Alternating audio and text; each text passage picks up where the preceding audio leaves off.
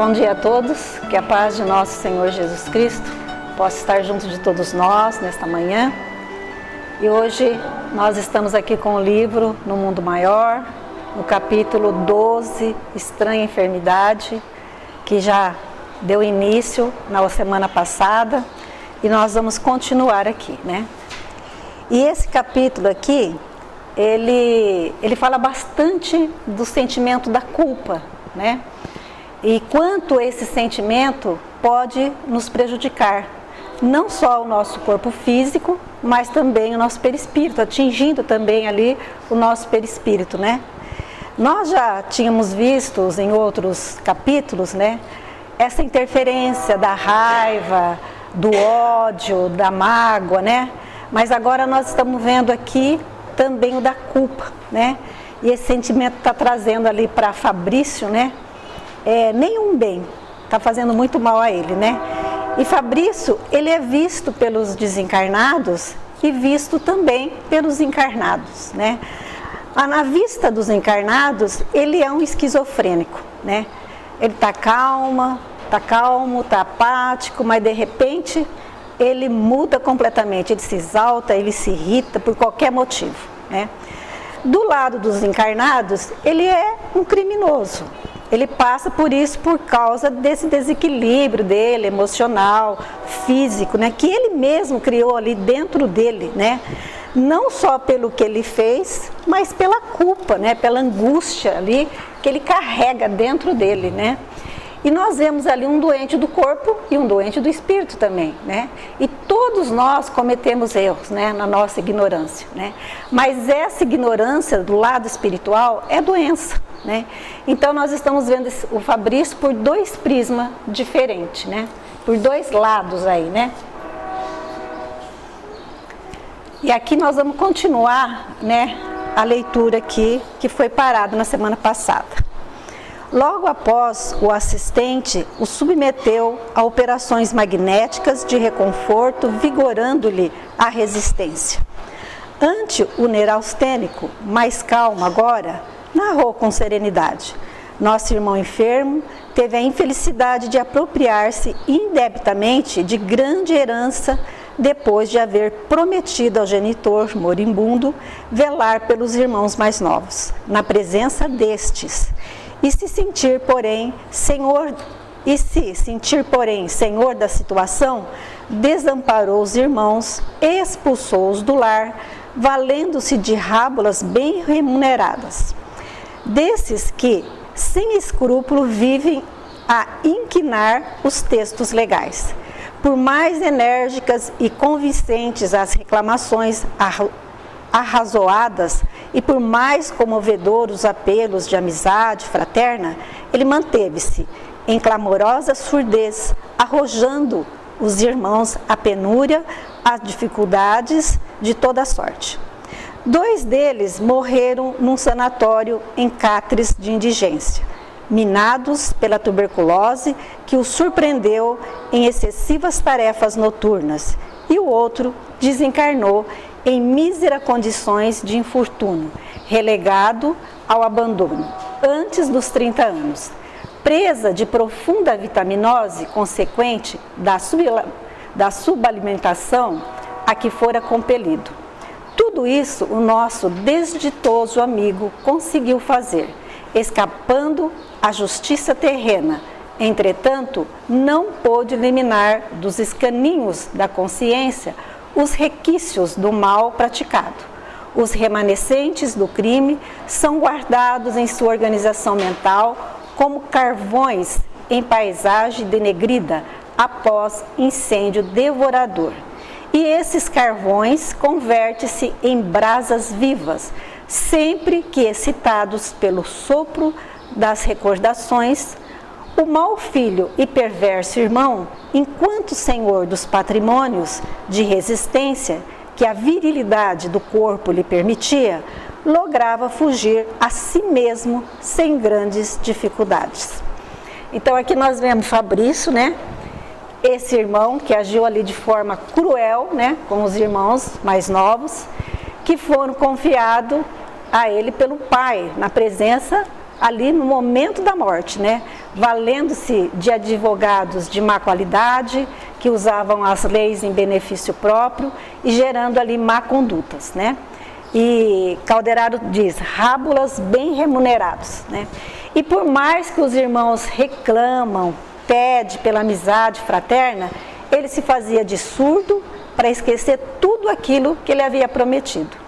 E tudo isso ele conseguiu fazer, como diz Calderaro, escapando da justiça terrena.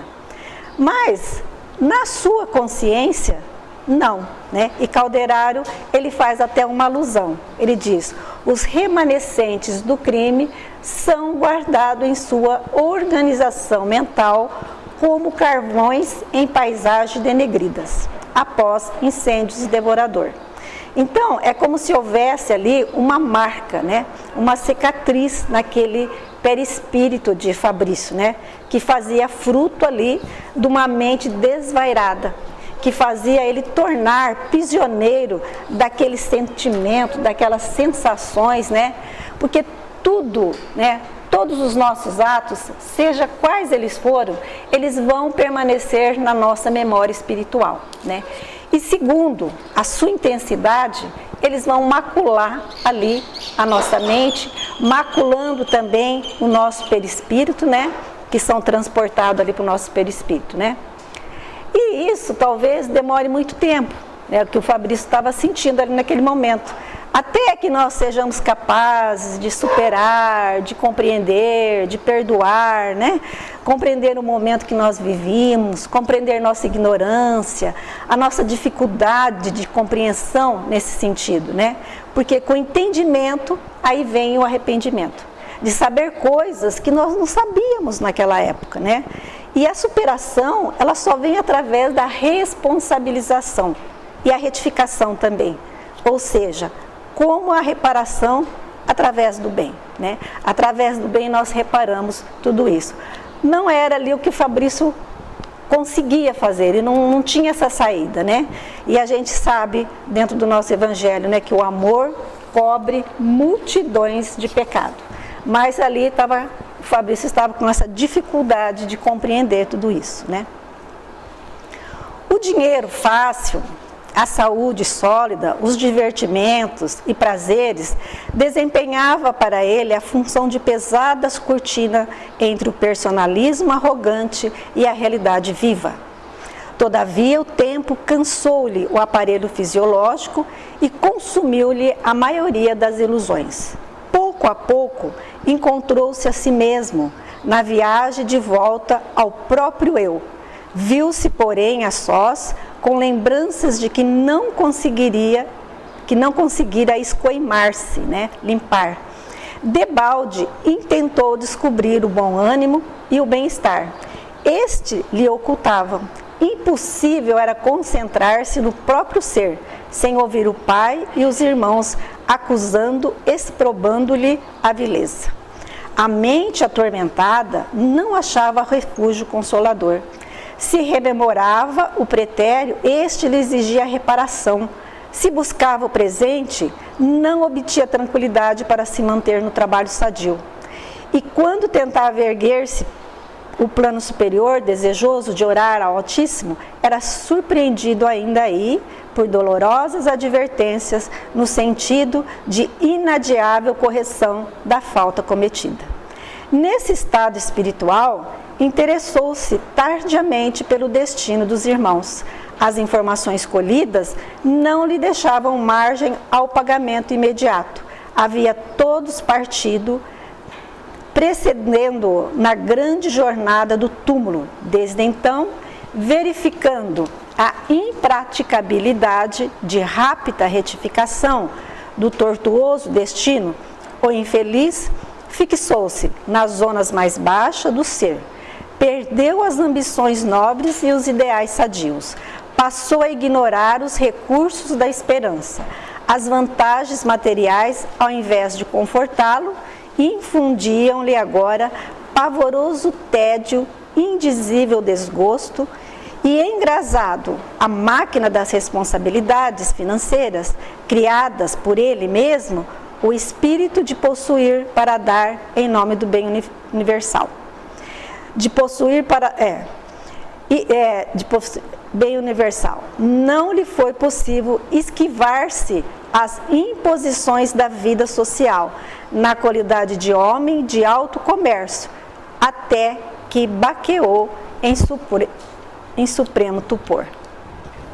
Então aqui nós vemos, né, pelo simples fato do desconhecimento dele, né, da vida, das coisas, né, da vida futura, né, Fabrício ele não iniciou nessa existência um processo de reparação, mas sim um processo de autodestruição. Por simples ignorância de não conhecer esse processo, talvez reencarnacionista, né? Porque se ele compreendesse, se ele tivesse algum conhecimento, né, desse processo de reencarnacionista, a compreensão que ele teria, né, era de ter certeza de diversas possibilidades de reparação com relação aos irmãos. Ele tentaria começar e agir de forma melhor agora, né? Mas ele não tinha esse esclarecimento, né? Lembrando de novo, né, que sempre o bem, né, ele faz, que a gente faz, sempre anula o mal que nós praticamos. Não importa se é nesse momento nós não podemos fazer aquela pessoa diretamente que foram vítima do nosso mal, mas começando a fazer o bem, a gente vai corrigindo ali o nosso comportamento, mudando nossas atitudes, né? E aos poucos nós vamos ali amenizando a nossa responsabilidade, até que haja possibilidade de repararmos com aqueles que nós prejudicamos. Mas ele não tinha essa clareza, né? Mesmo ele tendo as posses dos bens materiais, mesmo ele sendo um comerciante bem-sucedido, ele não fazia nenhum tipo de caridade, ele não buscava ajudar ninguém, né? E aí ele se mantinha nessa zona mais baixa da existência, como diz Calderário, vivendo à base dos prazeres, dos instintos, né?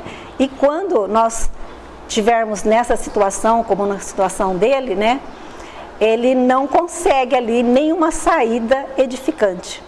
Então, para a gente e para Fabrício também conseguir essa iluminação do alto, era necessário ele converter aos poucos, né, mudar a forma de pensamento, abrir um espaço dentro dele, né, para essa influenciação superior, né, para ele poder ter ajuda da espiritualidade, né, como diz Calderário. Mas ele não tinha esse esclarecimento, ele não conseguia, né, passar por essa parte aí desse esclarecimento. Sentindo-se incriminado no tribunal da própria consciência, começou a ver perseguidores em toda parte, adquiriu assim fobias lamentáveis. Para ele, todos os pratos estão envenenados. Desconfia de quase todos os familiares e não tolera as antigas relações. O excesso de recursos materiais fê-lo descrente da amizade sincera. Conferiu-lhe noções de privilégio que nunca mereceu. Acentuou-lhe a independência destrutiva, extinguiu-lhe no coração a bendita luz do verbo servir. Como vemos, sua situação é absolutamente desfavorável ao necessário reerguimento. A condição a que se impôs pelos desejos menos nobres que sempre nutriu é de apatia e de esterilidade, né?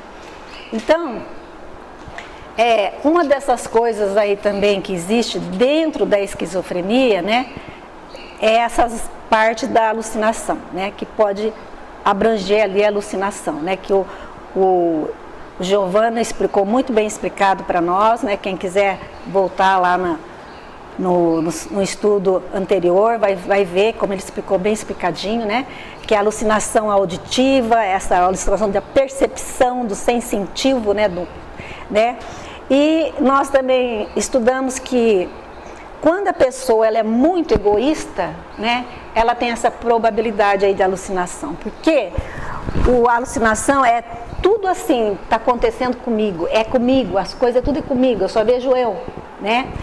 alguém quer pegar, alguém quer me matar, alguém está me envenenando, as pessoas querem pegar meu dinheiro. Então é próprio do egoísmo mesmo que ele já tinha dentro dele, né? E a pessoa começa a ter essa mania de perseguição, e nessa fase maníaca todos se torna ali inimigo. Ele acha que todos os pratos estão envenenados, os seus próprios familiares estavam ali prontos para eliminá-lo, para liquidá-lo, né? E Calderaro diz, sentindo-se incriminado no tribunal da própria consciência. Quer dizer, ou seja, a própria consciência dele que o condenou ele, né? E aqui nós vamos ver uma coisa interessante, que explica que é muito fácil acontecer conosco também. Isso está acontecendo com o Fabrício, mas nós vemos no nosso dia a dia muitas coisas assim parecidas, ou seja, a própria consciência dele condenou, né? E é muito assim comum, e nós também fazermos isso quando nós erramos, porque todos nós erramos, todos nós temos ignorância, estamos na ignorância ainda, né? Permitindo que a nossa própria consciência, ela não trabalha e ela nos condena quando a gente erra, né? Somos ao mesmo tempo o nosso juiz, o nosso advogado de acusação, o nosso júri. E como para Patrício ali, só existia acusação e a sentença, para ele não existia mais nada, né? E nós muitas vezes nós entramos nesse julgamento, né? Pela nossa própria consciência e condenando, né? Porque nós também erramos muitas vezes, e erros que às vezes nós ficamos com aquela culpa, né? E aí começa a tristeza, começa a depressão, e a gente não consegue fazer disso. Por quê?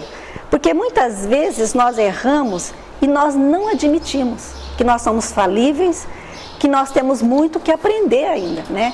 Que nós podemos errar, né? E a partir do momento que nós percebemos as nossas falhas, que nós se arrependemos, é porque nós já estamos melhorando, né? Mas a reparação, a responsabilidade são inevitáveis, nós vamos ter que fazer elas, né? Mas não precisamos nos culpar por isso, e sim trabalhar para corrigir os nossos erros, né? E essa é a diferença, né? E Fabrício não estava conseguindo fazer isso. Enquanto não fazemos isso, acontece o que Calderaro falou em relação de Fabrício. Fabrício, ele extinguiu no coração a bendita luz do verbo servir. Ele esqueceu que a caridade, que o serviço ao próximo poderia fornecer para ele valores, que daria para ele um começo da recuperação dele. Mas ele não fez, né? Porque dentro da sua mentalidade egoísta, só existia a caridade, a benevolência e o serviço no bem, se fosse para aqueles que ele tinha feito mal, né? E que os outros, por mania de perseguição, que estavam ali com ele por interesse, né? Ou para envenená-lo, ou pegar o dinheiro dele. E aí Calderaro diz, como vemos, a sua situação é absolutamente desfavorável ao necessário reerguimento. Condição que ele mesmo se impôs, porque ele foi condenado pela própria consciência e sentindo ali incapaz para a realização mais nobres de sua vida, porque ele vivia só nos prazeres e nos instintos. E aí ele desistiu de servir, tornou-se apático e tornou-se estéril, incapaz de produzir qualquer coisa no bem, né? A essa altura da narrativa, Calderaro apontou em particular o cérebro doente e explicou o sistema nervoso que se liga à câmara encefálica, através de processos indescritíveis na técnica da ciência humana. Mas não é do que a representação da importante setor do organismo perispirítico, segundo acabamos de estudar. A mente falida de Fabrício, experimentando insistentes remorsos e aflitivas preocupações, intoxicou esses centros vitais com incessante emissão de energias corruptoras. Consequentemente, verificou-se que em boa psiquiatria poderíamos designar por lesão generalizada do sistema nervoso. Tal desastre atingiu em primeiro lugar a sede da conquista mais recente da personalidade, isto é, as células, os estímulos mais jovens que se localizam nos lombos frontais e no córtex motor, inutilizando temporariamente o nosso amigo para a meditação elevada e para o trabalho sadio, obrigando a regredir no terreno espiritual para dentro de si mesmo e de mente estacionária agora, em plena região instintiva da individualidade, o nosso enfermo ainda não se acha positivamente desequilibrado graças à contínua assistência do nosso plano. Calando-se o assistente, ousei interrogar, disse André. Mas há esperança de reequilíbrio para breve? Absolutamente, disse Calderaro. Não, respondeu o interpelado, de maneira significativa. No caso dele, funcionaria em vão as terapêuticas em uso. O espírito delinquente, o espírito que errou, pode receber os mais variados gêneros de colaboração, mas será imperiosamente um médico de si mesmo. A justiça divina exerce invariável ação, embora os homens não identifiquem no mecanismo de suas relações ordinárias. Os criminosos podem, por muito tempo, escapar ao corretivo da organização judiciária do mundo. No entanto, mais cedo ou mais tarde, vaguearão perante os seus irmãos em humanidade, em baixo terreno espiritual, representado no quadro de aflições punitivas. Para os familiares e amigos, Fabrício é um esquizofrênico, incapaz de resistir às aplicações do choque insulínico, em virtude do coração frágil e cansado. Todavia, para nós, é um companheiro acidentado na ambição inferior, curtindo amargos resultados dos seus propósitos de dominar egoisticamente a vida. Interrompendo-se o orientador, dei guarida a interrogações naturais no campo íntimo. Se o doente não oferecia perspectivas de melhoras substanciais, qual o objetivo da nossa assistência? Por que nós demorarmos à frente de um caso insolvível, qual aquele pela impossibilidade de próximo reencontro entre o criminoso e suas vítimas? Então, a gente vê que mesmo os animais que trabalham nas áreas que são partes instintivas, as partes as primitivas, eles estão sucessivos ao amor. Fabrício, mesmo ele tendo essas áreas,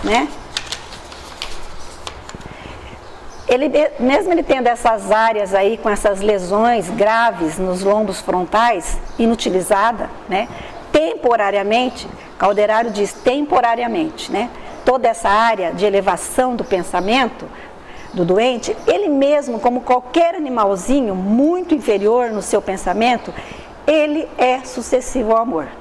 E nós não podemos esquecer disso nunca. Por mais brutalizada que seja uma pessoa, a semente do amor pode ser plantada. E André Luiz pergunta a Calderaro, mas há esperança de reequilíbrio para breve? E Calderaro responde, não. Absolutamente não há recuperação dele breve. Quer dizer, ele ia morrer e continuar daquele jeito. Por quê? Como ele não tem mais pensamentos superiores, eles estão todos temporariamente, eles estão embotados, quer dizer, sentido bloqueado, sentido neutralizado, diz Calderaro. O espírito delinquente, quer dizer, o espírito que erra, ele pode receber os mais variados gêneros de colaboração, mas será imperiosamente um médico de si mesmo. Ou seja, ele é o médico de si mesmo e ele foi travando todas essas possibilidades de cura. E nesse processo, ele mesmo se tornou vítima dele mesmo. Como ele não estava se ajudando, ele estava pensando errado, vivendo no passado, se apegando à culpa, ele não conseguia se curar Ele não estava conseguindo nem receber ajuda. Ele piorou a situação, não vendo aquela possibilidade de saída, né? E como ele pode se recuperar, né? Nós temos estudado nos livros, principalmente de André Luiz, né? Que nessas reuniões mediúnicas surge ali espíritos rebeldes, espíritos inferiorizados, que eles não têm capacidade nem de falar muitas vezes, né? Eles apenas rugem, apenas rangem os dentes, né? Então eles são levados a essas reuniões para receber ali o benefício, né? E para eles existe ali um choque anímico. E que é esse choque anímico? Porque, como já dissemos, mesmo os animais mais instintos, que têm instintivo, né, eles são acessivos ali ao amor. Então, esse choque anímico é para esse espírito altamente brutalizado, ele tem esse contato com a apatia amorosa do médium, né? E aí ele tem esse contato de amor através da morosidade do médium, da afetividade, né, que ele vai receber ali. E muitas vezes ele nem percebe, né? A gente ouve falar que as pessoas têm transtornos, têm desequilíbrio, que estão fazendo tratamento dentro do centro, participa das reuniões mediúnicas, faz tratamento espiritual. Às vezes uma simples palestra, um passe, né? Eles já ficam mais calmos, né? Mesmo eles não percebendo, né, que estão fazendo ali por ele está sendo beneficiado, está recebendo as vibrações superiores. E ali ele não mostra resistência a essas vibrações de amor, né? A essas vibrações que vai ajudar ele a auxiliar nesse momento difícil. É só isso daí. Semana que vem já continua. Muito obrigada a todos.